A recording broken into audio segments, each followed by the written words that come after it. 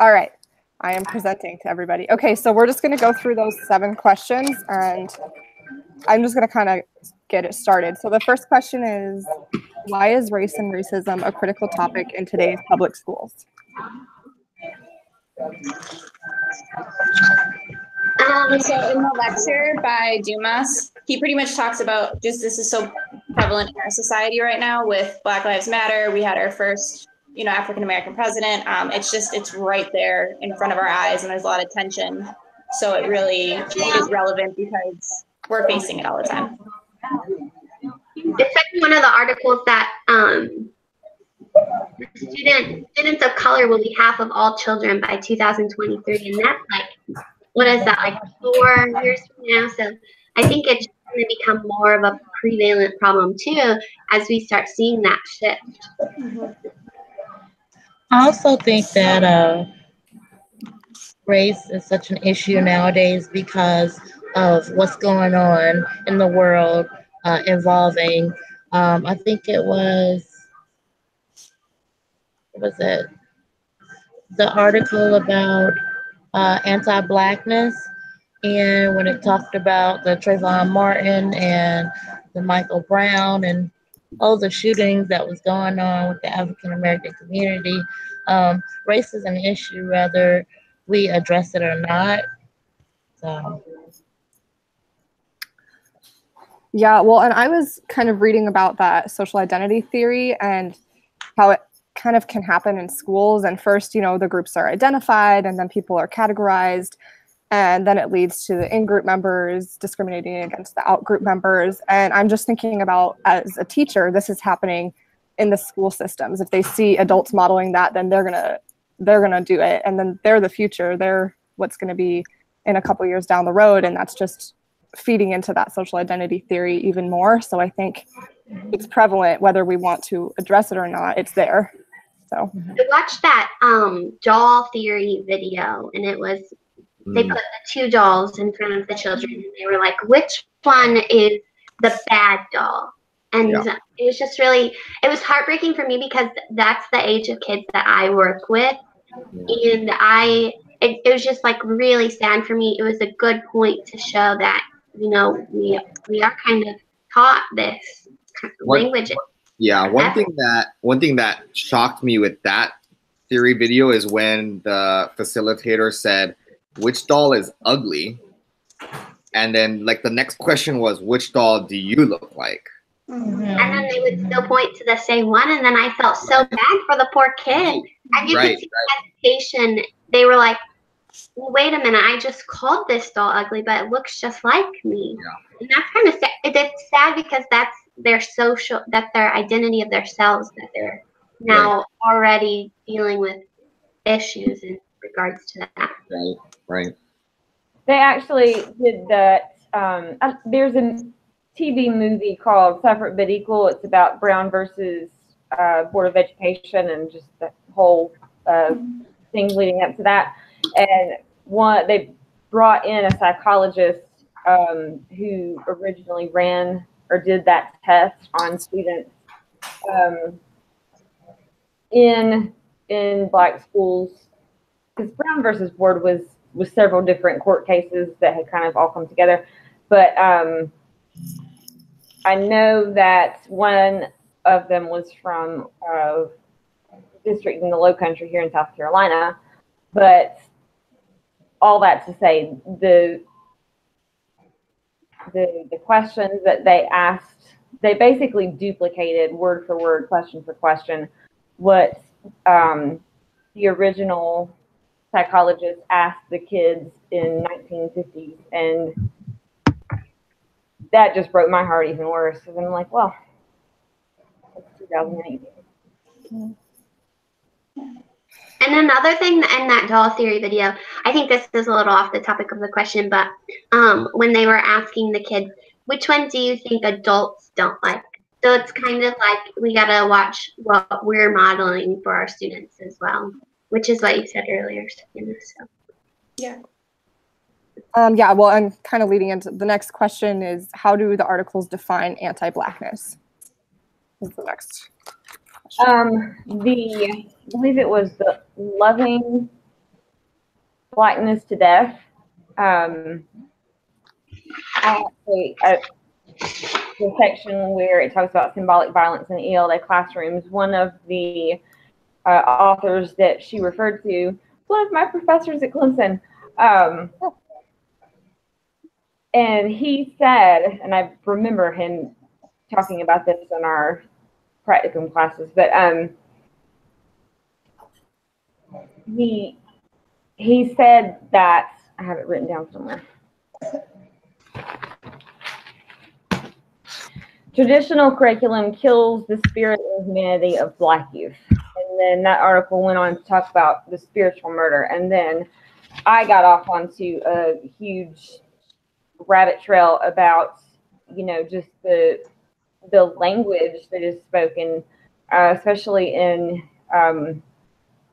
you know, urban cities, but African American language, or also called African American Vernacular English. But, you know, we correct everybody's grammar, and I had not thought about it from that perspective. But Yeah. But I was kind of torn with that. I'm sorry. no, I just kind of trail off and went, I'm sorry. Go right ahead. I was kind of torn with that because, not to say that African American language or Ebonics or their dialect or however they may speak is not important, but you know, as a teacher, we are expected to teach them the correct way of speaking. And I paused with saying correct because according to the articles that, you know, correct or normal seems to be wrong. And it seems to be looking at it from a European perspective. But come on now, like, I don't want to be wrong in saying this. However, it doesn't really matter what your cultural background is. I mean, English is the language of the land, and so it's.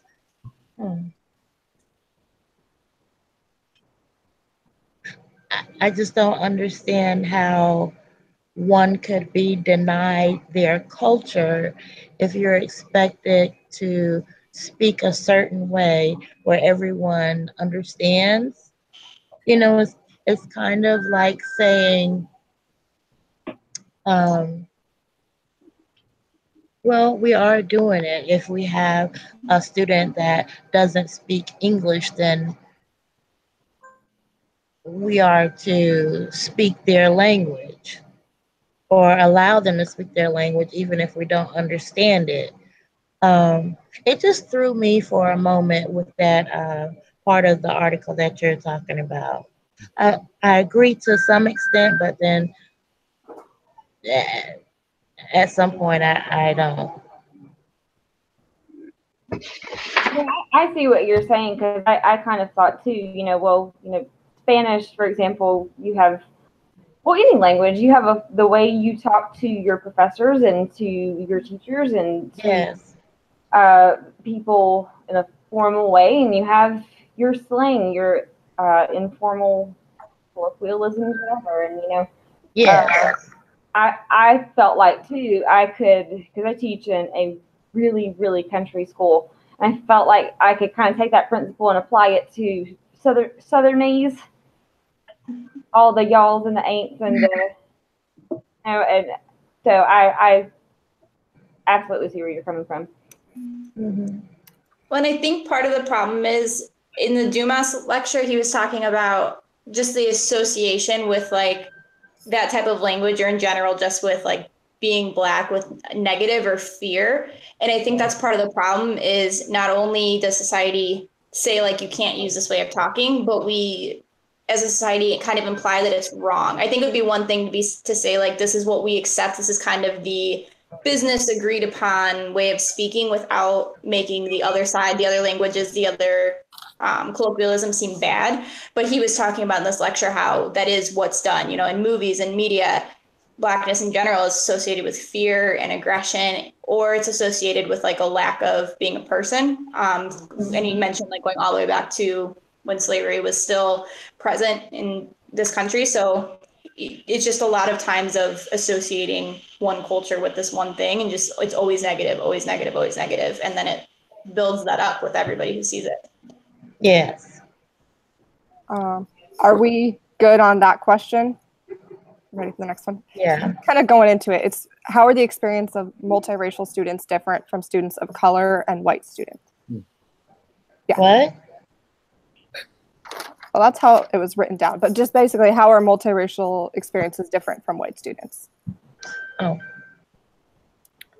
I think in the video of the teens for our case study, the girl was talking about how she's multiracial, and she was talking about how she was expected to fit into one of the categories. She was either going to be her race or her mother's race or her father's race, and so she was kind of talking about how she had to fit into that stereotype instead of embracing what multicultural background she has. So that could cause serious identity issues. I can't imagine like having that on top of having to learn. It'd be a very difficult experience.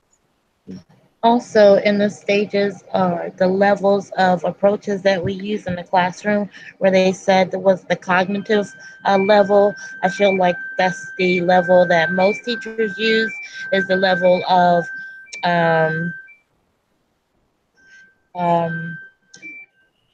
talking about or sharing with the class or changing content for that specific holiday or The holidays and heroes. or the month, and then that's it, which is about the only time that maybe some multicultural students have to relate to the curriculum and what they're reading and learning about, or even to identify themselves with something that they're reading in class. I mean, for me, I would say on a personal standpoint, I can understand how different it is, being half Japanese and half white.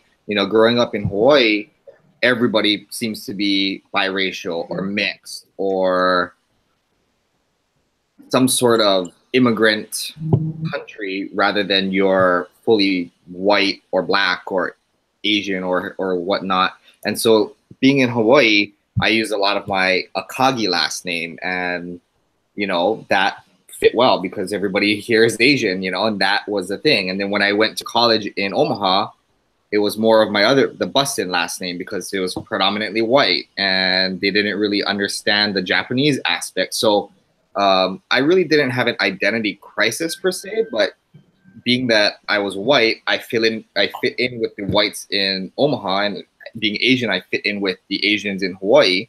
But every time I would come back home, all of my friends would be like, "Man, you're so white. You're talking like a white person."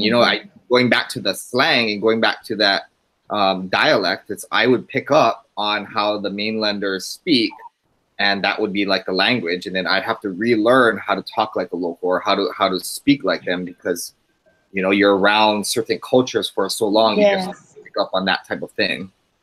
Yes. Can I add to that just a little bit?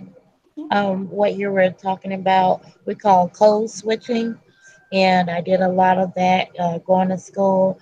My parents didn't allow me to speak slang, and when my friends or family, cousins or whatever would say something like, "Honey child, let me tell you something," and my mom, I will never forget, slapped me and told me not to talk like that.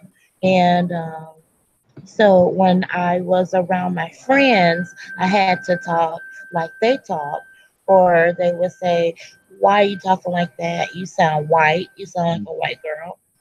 And when I was at home, I couldn't talk like my friends because my parents would call it ghetto or something like that.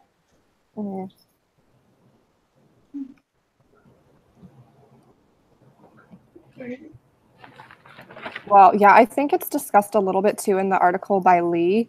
It's talking about one of the students who was identified as Asian American. And she was just saying she's not all Asian, she's not all American, it's something different. And she said it's not a mixture. She said she's Asian American, that's just what she is. And she said people have a hard time understanding that and relating to it. And so it was just one of the students in that article is kind of similar to what we're talking about. And I think kind of going into the next question, what is the model minority stereotype? And that was discussed a lot in the Lee study. And did you guys have anything to add about that one? The model minority stereotype. So it's basically Lee says that Asian American students are commonly depicted as academic superstars or model minorities.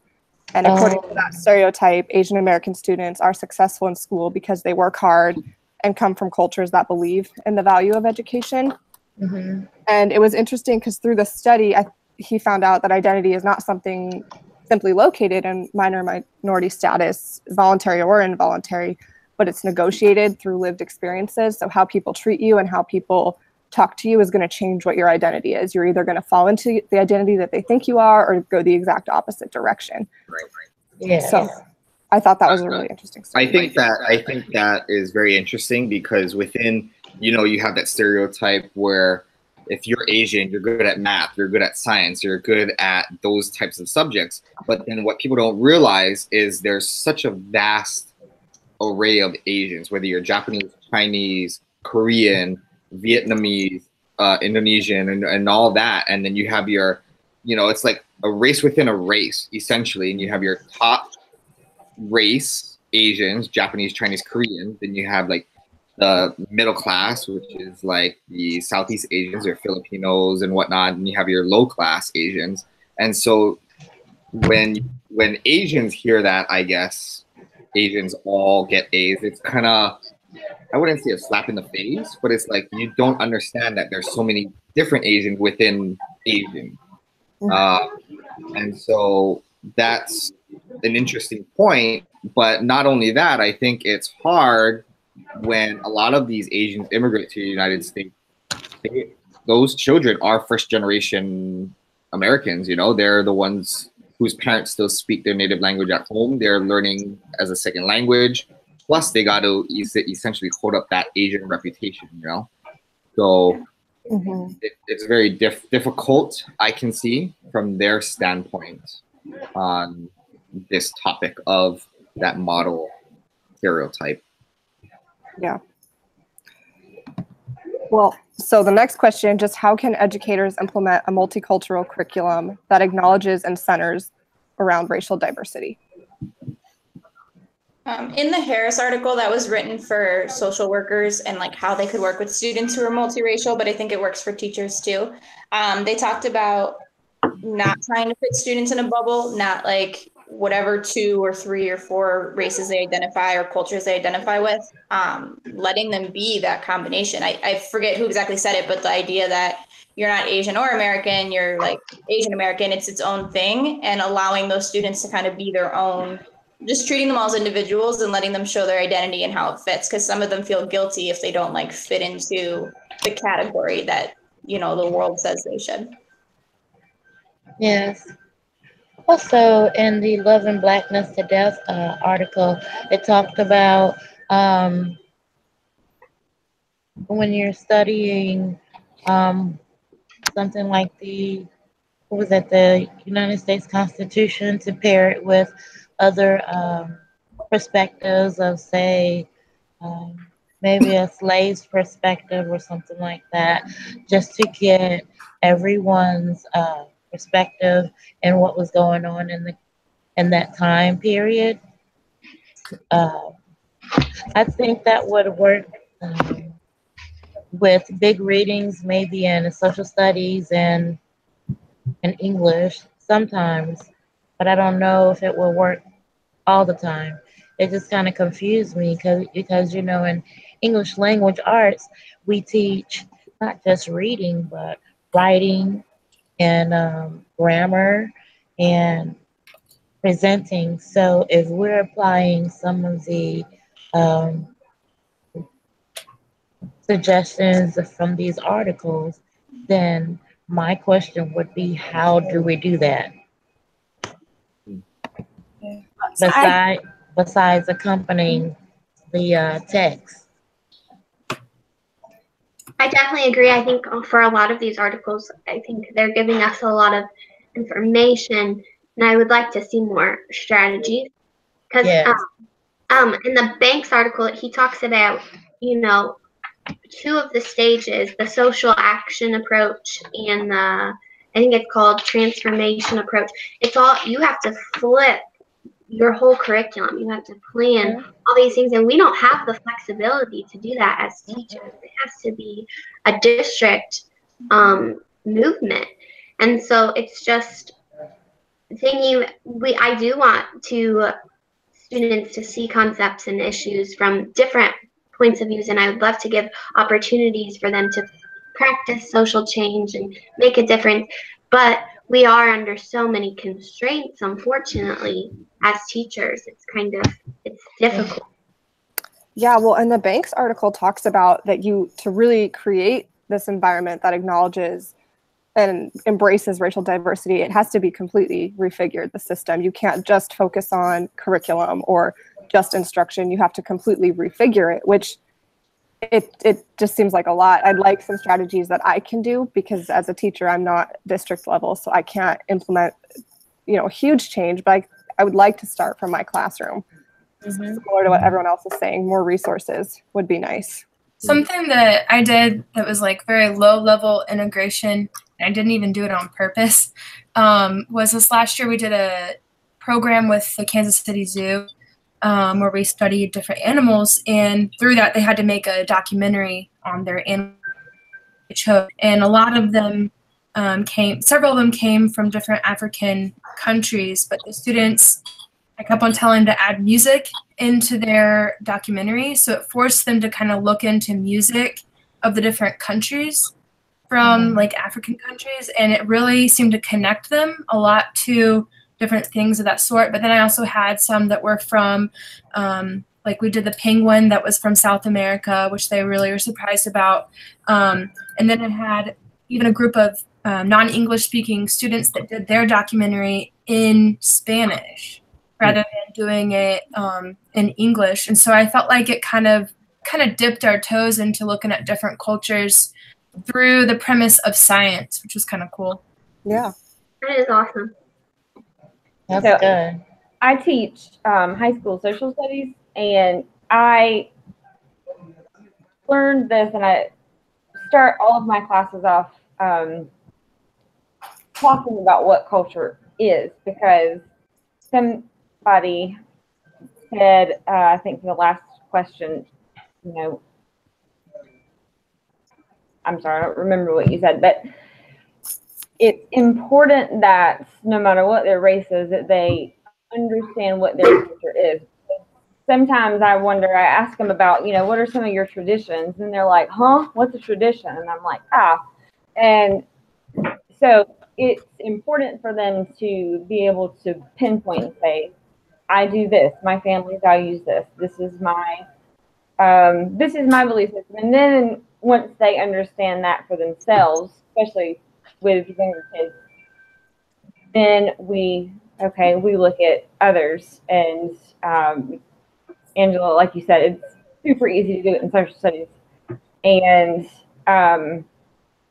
I teach at a charter school, so I can kind of do whatever I want here. But I use my powers for good. We're trying really hard to just keep little bits in there, because it's like Savannah said, it has to be a complete overhaul, and I think there's some things that you can do as a teacher just to kind of character building in some ways. Teach them empathy and perspective and things like that. But and that's where I trail off. random. Well, Okay. I think it kind of leads into the next question a little bit, because I think one thing to avoid is color blindness. And so the next question is, what is color blindness and what are the negative implications in school? So, What are some of the negative implications in of school, in yeah. school about color? Yeah, color blindness. So kind of what I have for it, it contributes to ignorance and consequently allows racism to persist. So color blindness is, well, I don't see anybody's color. I just treat everybody the same way. But the article was saying that, you know, unfortunately, you know, race is an issue in the schools and we can't just ignore it and pretend that it's not there. But we need to take active steps to help make the students more accepting. And so I think that's one thing that I really took from the article, is that I had heard people say that, oh, I just treat everybody the same, you know, and that's in my school. I've probably said it too, but when you think about what you're actually saying, you're just ignoring the problem. And so I thought that was interesting from this week. That reminds me of, I don't know if you've ever seen the cartoon. There's been like a million versions where it's like one kid's standing on a box and one kid's on like a taller box and one kid's on the ground and they're all supposed to like reach the same point or whatever. And that's kind of what it reminds me of, is at this point in our society, we can't just treat everybody the same, because unfortunately there are certain people in certain demographics that are behind, like everybody else is getting a head start. And there's certain groups that are like just stuck at a worse starting point to begin with. And until everybody is starting at the same point, then yeah, we can be colorblind, but it's not enough to just say, I'm going to treat everybody the same, because we almost need, this sounds super weird, but we almost need like reverse racism. We almost need like something to help catch groups up so that everybody, and I don't mean like academically, I just mean so that everybody's starting with the same opportunities and privileges. And I as a teacher, like if I would stand up and I would say like I don't see color, that's kind of saying like I don't see you as who you are, like to my students of color. So it's kind of like you're shutting them down when you say something like that. And that's kind of one of those hidden things that we do as a teacher that we don't realize is, you know, setting us back. Well, and I think if you've never experienced discrimination, this is kind of what the article was saying, it's difficult to see that it's happening. If you've never experienced it, it's easy to say, well, it's not an issue. Discrimination isn't happening anymore. We're just going to pretend like it didn't happen. But it is happening. We can see, as you know, we're researching in these articles, this is a real thing. And so just being aware of it, I think, is key. And I think maybe that is the starting point. We talked about that last week too, is just being open to discuss it in your classroom and having honest conversations. I think that's a good place to start. And teaching kids how to have those conversations, like having some sort of protocol of using I statements. I feel, I think. So I do kumbaya circles where we all sit in a group and I sing them a song really bad and we pass around a stick and I ask them questions, and if they have the stick, they can talk. But nobody can respond, not even me, and that's really, really hard. But it's just depends on the day and everybody's mood, but it helps them get their feelings out there and learn how to say them in a, I don't know, not a positive way, but it allows them to express their feelings. It lets them know that I believe their feelings are valid. And then if there's conflict, if there's any kind of issues that we need to deal with, then we work it out as we go through the group, as we process. And which I think is huge, because I get the kids as soon as they come in, I'm their first stop. And so I see how much we're lacking in social skills because of technology development. So building those social skills in everyone to have those conversations would be really helpful. It's funny you say that about technology, because all of the things, the past couple of courses we've taken have been, you know, how can you use technology in your classroom? And we were actually having a discussion, how can we pull back from technology and teach our children how to be humans? And that was Stuart's random, but also sort of relevant, I guess. Yeah, I think we're getting pretty close to our 30-minute mark. So. Yep. Yeah, we have one more question, but I think we've kind of discussed it. It's just what are future considerations for teachers for addressing racism, colorblindness, and anti-Blackness? So I guess just final thoughts. I mean, just treat every kid as an individual, you know, let them kind of choose who they want to be and what they want to identify as. And also Dumas talked about avoiding the whole, like, here, I gave to charity for 2 seconds, now I'm done. You know, it's not just about putting a kid on a bus and sending them to the school across town. You know, it's got to be a little deeper than that. Nope. All right. Does anyone have anything else, or are we good? Good. I think we're good.